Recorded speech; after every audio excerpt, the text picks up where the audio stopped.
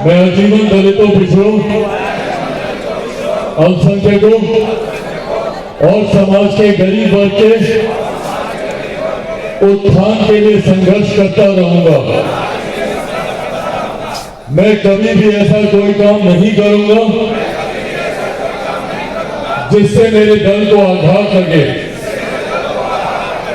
मैं कभी भी पार्टी के झंडे को झुकने नहीं दूंगा। पार्टी नेतृत्व द्वारा जो भी निर्णय लिया जाएगा मैं उसका पूर्ण रूपेण पालन करूंगा। लोक जनशक्ति पार्टी रामविलास जिंदाबाद, आदरणीय रामविलास पासवान अमर रहे, डॉक्टर बाबा साहब भीमराव अम्बेडकर अमर रहे। बहुत बहुत धन्यवाद साथियों।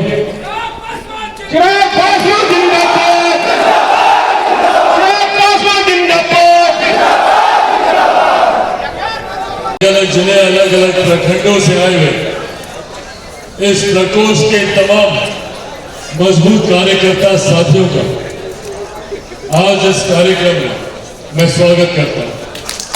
साथियों, आज का ये कार्यक्रम समय के एक ऐसे दौर पे रखा गया है जब अनुसूचित जाति जनजाति को लेकर कई तरीके के भ्रम फैलाने का प्रयास किया जा रहा है। आज आप लोगों के समक्ष हम लोगों के हितों से जुड़ी हुई कई महत्वपूर्ण जानकारियां आप लोगों के साथ मैं साझा करना चाहता हूं। अनुसूचित जाति जनजाति हमारे समाज का एक ऐसा अभिन्न अंग है जिसको दशकों से प्रताड़ित करने का प्रयास किया गया, जिसने सदियों से प्रताड़नाएं झेलने का काम किया, भेदभाव के शिकार हुए, निरंतरता में अपने अधिकारों के लिए हम लोगों को संघर्ष करना पड़ा। और ये संघर्ष आज भी थमा नहीं है, आज भी ये बदस्तूर जारी है। आज भी हम लोग को अपने छोटे छोटे हक अधिकारों के लिए हम लोगों को प्रयास करना पड़ता है, संघर्ष करना पड़ता है, लड़ाई लड़नी पड़ती है। इस लड़ाई को अंजाम तक, एक सुखद सकारात्मक अंजाम तक लेकर जाने की सोच के साथ मेरे नेता ने जिसे अपना नेता माना, डॉक्टर बाबा साहेब भीमराव अम्बेडकर जी, उन्होंने संविधान के माध्यम से कई ऐसे प्रावधान बनाने का काम किया जिसके पीछे की सोच सामाजिक न्याय से जुड़ी हुई थी, सामाजिक समानता से जुड़ी हुई थी, सामाजिक अवसरों से जुड़ी हुई थी, ताकि समाज में हमें एक बराबर के अवसर मिले, एक बराबर के अधिकार में, एक जैसा सम्मान में।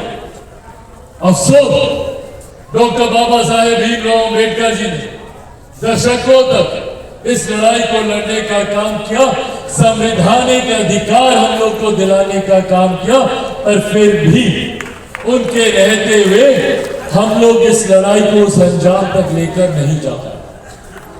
कई पीढ़ियों ने संघर्ष किया। मेरे खुद के नेता, मेरे पिता आदरणीय रामविलास पासवान जी ने संघर्ष करने का काम किया ताकि वो हमारे समाज के लोगों को उस सामाजिक न्याय की लड़ाई में बराबरी और समानता का अधिकार दिला सके। अफसोस मेरे नेता ने पूरा जीवन इसके लिए समर्पित किया, पर आज भी कई ऐसे उदाहरण हम लोग को देखने को मिलते हैं जहां पर सिर्फ और सिर्फ हम लोगों की जाति के आधार पर हम लोगों के साथ भेदभाव किया जाता है, हम लोगों को आगे बढ़ने से रोका जाता है, हम लोगों को जो मौके, जो अवसर मिलने चाहिए, जो हमारा हक, हमारा अधिकार है, उससे हम लोग को वंचित रखा जाता है। और गाहे बगाहे कई ऐसे षड्यंत्र रचे जाते हैं कि किस तरीके से हम लोग के अधिकारों पर टाका डालकर दूसरे लोगों को हमारे अधिकार दे दिए जाए। ये प्रथा आज भी कायम है।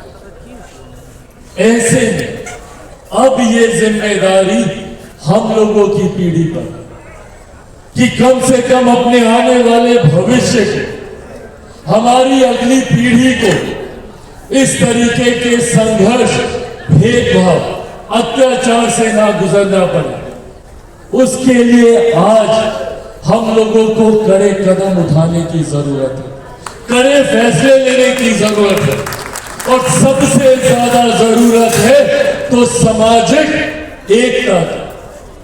आज सबसे ज्यादा प्रहार हमारी एकता पे किया जा रहा है। आज सबसे ज्यादा प्रयास हम लोगों को तोड़ने का किया जा रहा है ताकि आपस में हम लोग बटे, आपस में हम लोग एक दूसरे का हम लोग विरोध करें। और जो अंग्रेजों के जमाने की नीति चलती थी, डिवाइड एंड रूल की, बांटो और शासन करो, उस नीति पर कई ऐसे राजनीतिक दल हैं जो कार्य करने का प्रयास करें और हम लोगों को बांटकर अपनी राजनीतिक रोटियां सेकने का काम करें। और बड़े बड़े लोग इसमें शामिल हैं, बड़ी बड़ी संस्थाएं इसमें शामिल हैं।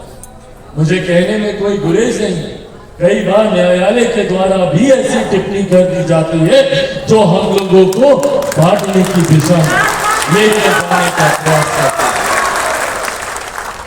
साथियों, आज इस कार्यक्रम के माध्यम से यह आग्रह करने आया हूं आप लोगों से कि समाज में एकजुटता का होना बहुत जरूरी है। हम लोगों को जाति से उठकर जमात की बात करने की जरूरत है और जब तक हम लोग पूरी जमात की बात नहीं करेंगे, लोग षड्यंत्र रचकर हम लोगों को एक दूसरे से बांटते रहेंगे। और जब हम ही लोगों में एकता नहीं रहेगी तो फिर काहे के हमारे हक, काहे का हमारा अधिकार, उसको चुटकी बजाते ये लोग छीनने का काम करें। मेरे नेता, मेरे पिता आदरणीय रामविलास पासवान जी जब तक जीवित थे, अपनी अंतिम सांस तक उन्होंने समाज की लड़ाई लड़ने का काम किया। उन्होंने किसी जाति की लड़ाई लड़ने का काम नहीं किया, पूरी जमात को उन्होंने एक साथ लेकर आगे बढ़ने का उन्होंने काम किया।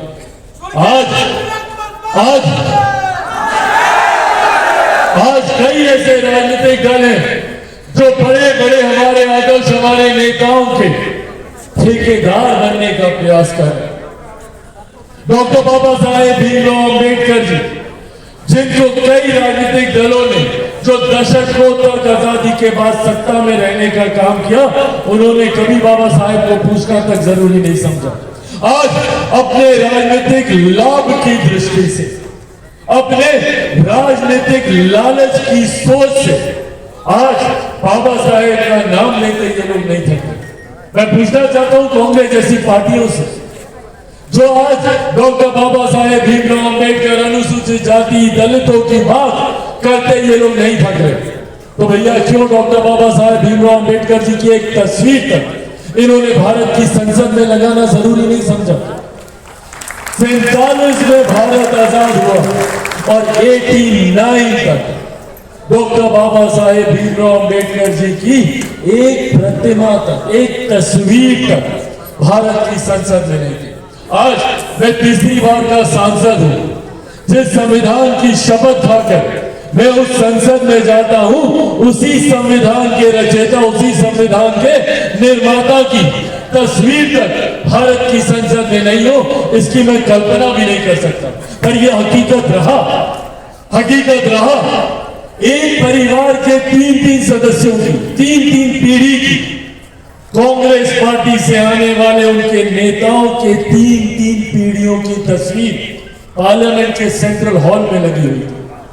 और डॉक्टर बाबा साहेब भीमराव अंबेडकर, जिन्होंने हमारे संविधान को बनाने का काम किया, जिन्होंने हम लोगों को हक, अधिकार, संवैधानिक अधिकार दिलाने का काम किया, उनकी तस्वीर भी नहीं। और ये लोग बात करेंगे, ये लोग बात करेंगे दलितों की, ये लोग बात करेंगे अनुसूचित जाति की, ये लोग बात करेंगे हम लोग के हक अधिकार सम्मान दिलाने की, जिन लोगों ने हमारे नेता बाबा साहेब तक को सम्मान देने का काम नहीं किया।